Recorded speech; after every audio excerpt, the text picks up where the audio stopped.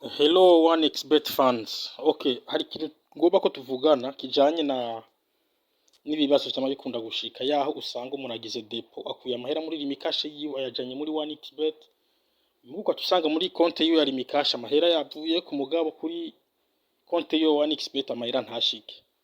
Iyo ushikiwe n'icyo kibazo wovyifatamo gute, uwo kwandikira abande ni bande bo gutunganiriza.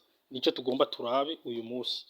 Murabona twagize depo ya 2500 hari saa 2:24 itariki 24 z'ukwezi kwa kane 2020. Twandikira abande, adresse zabo twandikira ni bande kugira ngo badutunganirize ayo mahera ashike iyo yategerezwa kuja. Reka turabe uko bigenda. Tuvuye ngaha tuja he. Okay, mugero twagize ibibazo mwe n'ivyo kugira ngo turabe adresse zabo twandikira duca ngaha kuri Chrome canke ugaca kuri Opera Mini canke ugaca hariho hose. Reka twugurure icyo ukora n'igiki ucuza ngaha aha hejuru uca wandika wezi 3 akaburungu xbet akaburungu kome hamukaca wemeza. Ugeze ngaha imbere yuko mbandanya reka ndabereke n'ukuntu mwoteresharge application ya 1xbet mu gihe iyo mufisi bayaheze. Muri uwo mwanya uca ngaha kuri telecharge baca bakwereka retelecharge cyangwa telecharge vana hama ukaca ufyonda ngaho application ikitangura kuba telecharge. Muri ico gihe utarinze no gusaba umuntu application wonyine urashobora kuyitelechargira ugaca uyinstalla. Sawa, reka tubandanye.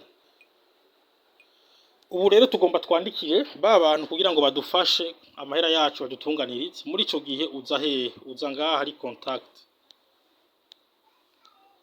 uza contact ugaca uhaklika. Uhejeje kuhaklika uca ubona adresse support-fr@xbet.com uca uhaklika naho nyene. Okay, bamwe tugomba twandikire urabona ko ya adresse yabo ngiye aha. Hama iyi nayo email iri ngaha ni imwe isanzwe iri kuri konti yanje ya 1xbet. Iyo email mubona ngaho ni email isanzwe iri kuri konti yanje ya 1xbet, ni nayo nza gukoresha mu kwandika ivyo vyose. Iyo email mubonaho ni email isanzwe iri kuri konti yanje ya 1xbet. Mbe ni gute womenya email isanzwe iri kuri konti yawe ya 1xbet? Reka ndabereka aho uca kugira ngo urabe email.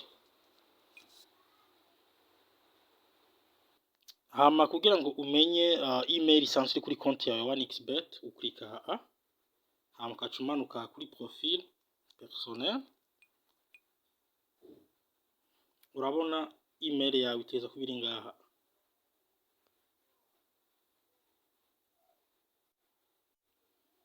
Iyo niyo email isanzwe kuri konti yawe ya 1xbet, ni nayo email uza gukoresha mu kubandikira ubasaba ko bagutunganiriza ko wagize depo amahera ntashike.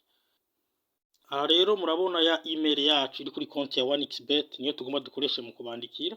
Abo twandikiye nabo naba ya adresse twakura kuri site ya 1xbet.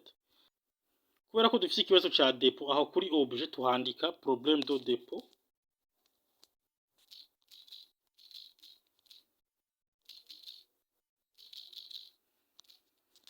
Aha naho kuri text twandika ikibazo dufise cya twagize.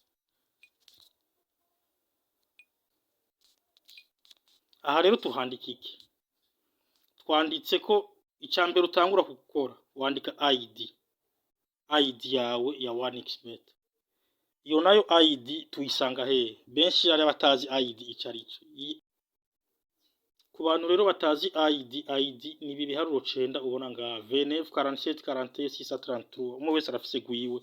Iyo ID niyo tuza kwandika hariya uri kurabandikira. Murabona rero ya ID ni isanzwe kuri konti yanje ya 1xbet. Aha kuri telefone ushirako nimero ya telefone wakoresheje ya limikash. Wakoresheje uko kura amahera muri limikash uyatwara muri konti ya 1xbet. Aha naho ushirako za tariki vyabereyeko. Itariki naberetse aho muzirabira. Murabiye kuri no message mwahawe na limikash ko mwadugije amahera kuri konti ya 1xbet. Murabona amafaranga mwashizeko amasaha vyabereyeko n'amatariki. Ivyo naho uravyandika kuri ya text hariya. Okay, murabona rero ko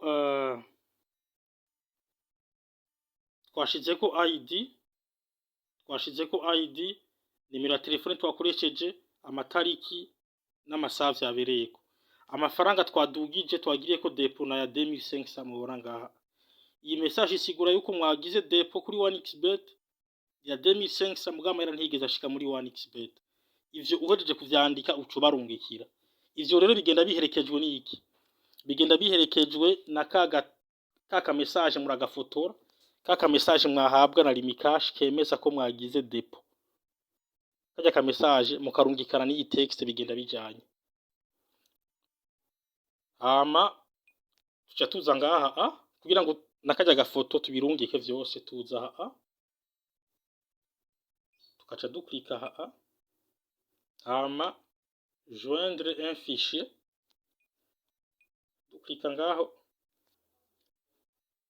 ucuraba ya message yacu ya foto ya message twahabwa na Rimikash ngiyi ngaha, tuca tuyemeza kuri ouvrir.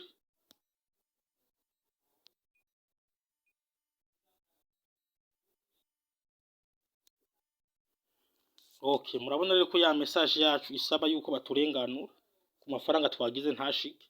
Tugomba tuwirungike rero ifatanya hamwe na ya foto. Urabona message ni iyi ya foto ngiyi biri kumwe.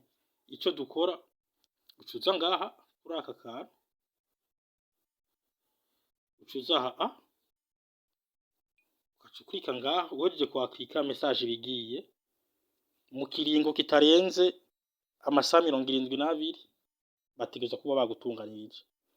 Bashobora gutunganyiriza mu isaha imwe, mu masaha 2, mu minota 20 cyangwa 30, gusa ikiringo ntarengwa n'amasaha 72.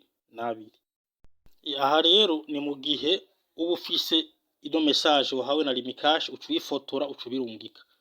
Okay, birashobora gushika yaho ugira depo uyakura muri Rimikash uyatwara muri 1xbet. Mugirya message wahawe na Rimikash ukacuyifuta. Kandi iyo message ni nayo bisunga kugira ngo bagutunganirize. Kuko kiba gihambaye nakani kano ka code ubona nga code de transaction. Rero ufuse iyo message ukacuyifuta, c'est-à-dire iyo code de transaction zoca bigorana kugira ngo bagusubize amafaranga yiwawe. Icyo ukora ni giki? Icyo ukora ucu telefona muri Rimikash, niko vyama bigenda. Ucu telefona muri Rimikash kwacubabwira uti jewe murije kuduza amafaranga cyo kugira depo nkura amahera muri Rimikash ndayatora muri 1xbet, itariki nizi isaha nizi mugabo amahera ntiyigeze ashika, ni mumpe code de transaction. Baguha iyo code de transaction, muri ico gihe ni mu gihe wagize depo amahera ntashike kandi na message ukaba wanayifuse. Muri ico gihe uca wandika ibi bikurikira, ugaca utelefona muri Rimikash baca baguha code de transaction. Iyo code ugaca uyandika ku ruhande, vyose ugaca birungikana, ukacurungika iyo message ubabwira ko na message wayifuse mugabo waronse code. Muri ico gihe ubigenza gute? Turi ngaha nyene hoho iyi foto ntibikenewe, tuyifuta.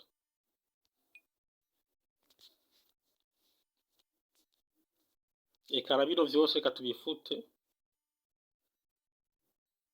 kugira ngo tugire ibindi vyuko umuntu atakoda message aba yayifuse nk'indi tuce bigenda.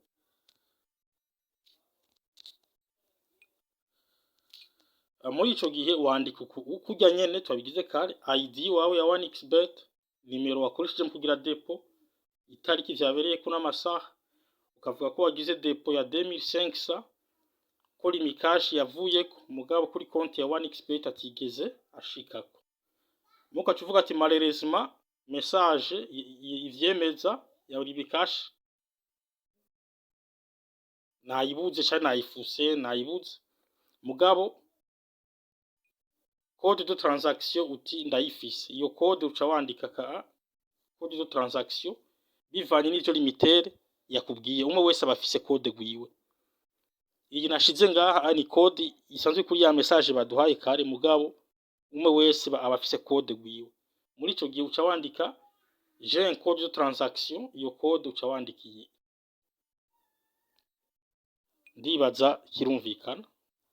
Naha nyene rero uhejeje kwandika ibi nta kiba gisigaye, ucuza ngaha kubera ko ata foto ihari, uca uza ngaha directement ugaca ukurikira ngaho message ibigiye uca urindira ca kiringo kitarenza amasaha 72 kugira ngo bagutunganirize.